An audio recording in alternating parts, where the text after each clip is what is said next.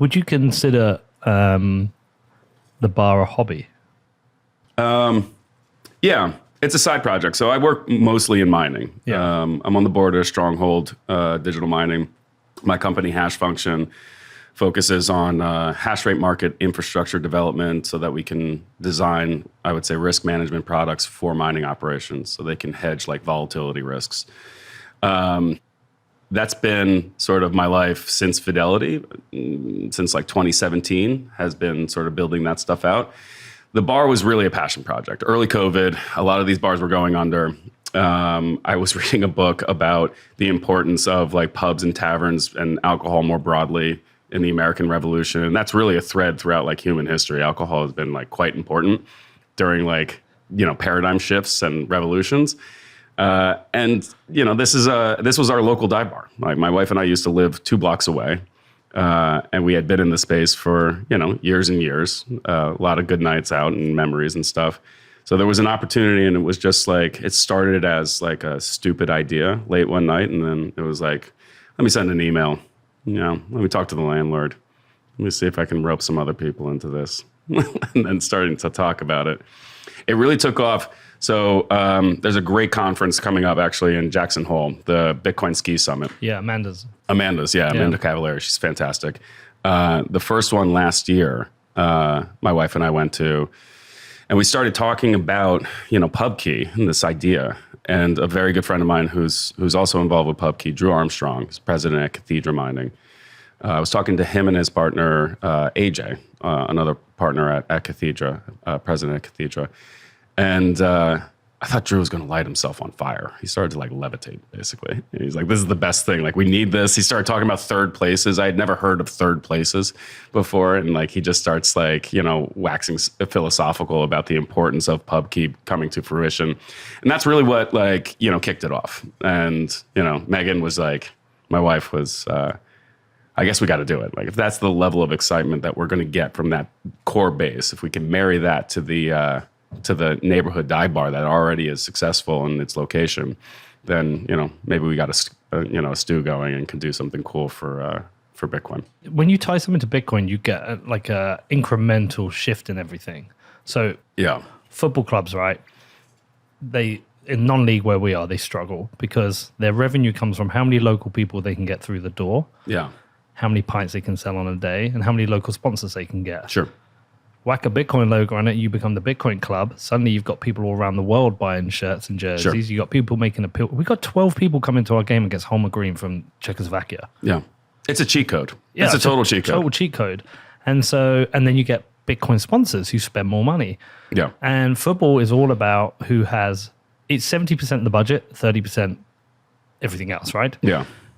If you have the budget, you're in contention. If you don't have the budget, you're not in contention. Yeah. And that's a massive fluke. Yeah. And so we have the budget now. Yeah. Our cheat code gives us that incremental outperformance of all the other teams at our level. Yeah. And the same, hopefully, for your bar, my bar, is that it's already a successful bar, but maybe it gives me another 20, 25% with various things, events, workshops I put on. Sure. I mean, Bitcoiners more broadly are kind of like collectors, right? So just by putting something out that is, relational to Bitcoin, you'll have people pop up.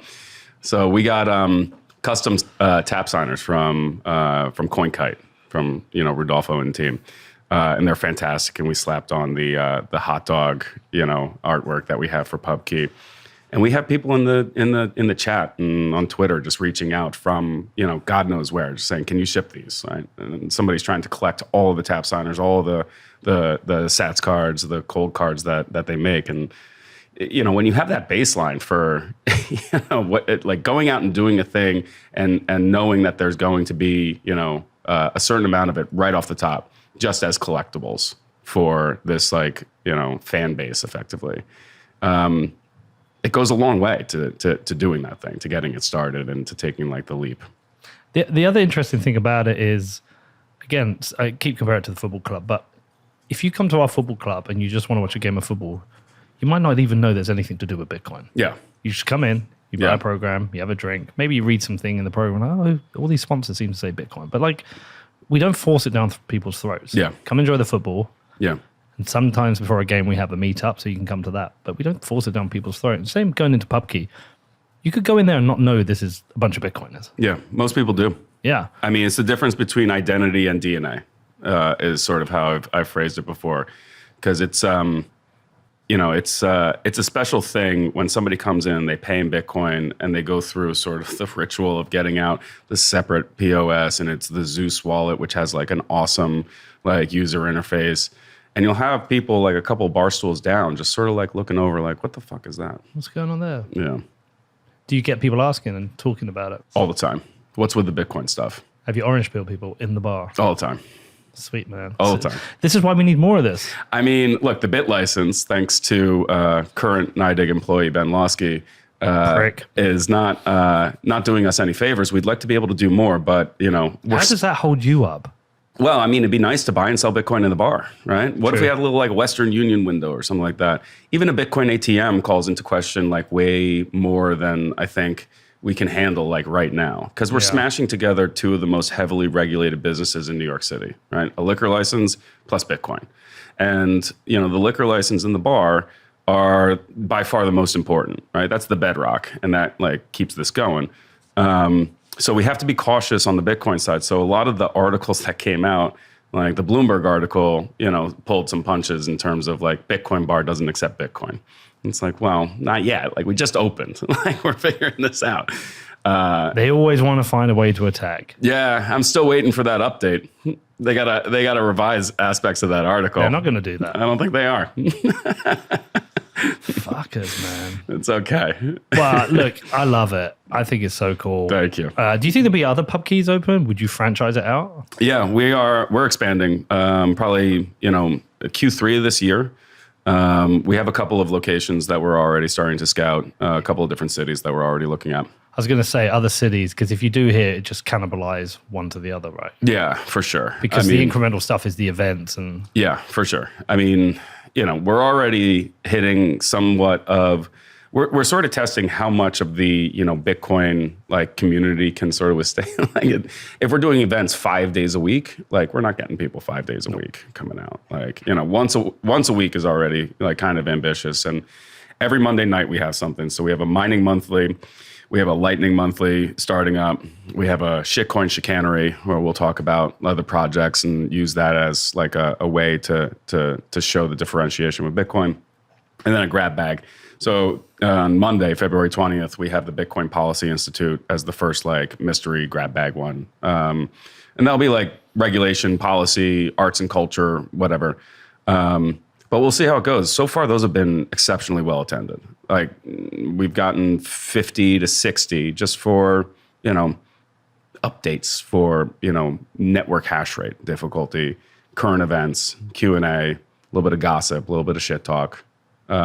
And they're fun events. There's a lot like last night. Last night was incredible. Last night was great. Yeah. I mean, I'm looking forward to seeing that. It was just so weird, like sitting down there, and it was like almost like a little bit emotional seeing Rich Roll there. He's like my guy who got me into podcasting. Sure. Luke Martin, who was episode 1, and Luke flew in for it. I was like, I was like, it's so cool you're in the city. It's like, no, I've come in for this. I was like, what? That's special. That's very cool. He was like, yeah, I saw it, and I wanted to come in. I haven't seen you in a while, so he flew in from Indy, and here we are. And there was a bunch of cool people there. Some I won't name because they probably don't want to be doxxed, but like it was a good crowd. Yeah, very. And I think it speaks towards, I think I'm starting to prefer these smaller kind of things than the big events. Yeah, I agree. The same with conferences. That's why I really like. That's what I mean. Yeah. Yeah. Like, but even the smaller conferences, like Honey Badger in Riga, probably my favorite. Jackson Hole Ski Summit, phenomenal. And they're like these more like smaller, intimate events where you have some other things going on. I still like, you got to go to Bitcoin Magazine. Of course, man. Because it's just a massive shit show, and it's cool to have that different look. But, it's nice to have something that's a bit more permanent, where people can sort of like pop in and out, like a pub. What are going to be the additional challenges of having multiple bars? Are you going to have to find like someone per city to own it? Yeah, definitely. Quality control. So one thing we've been toying with is making the content studio sort of what links each one of the locations, but having each one of the locations be like hyper localized. So in New York, it should look like a classic New York dive bar. If it were like London, it should look like a classic English pub. Or if it's, in, I don't know, Montana, it should look like a roadhouse.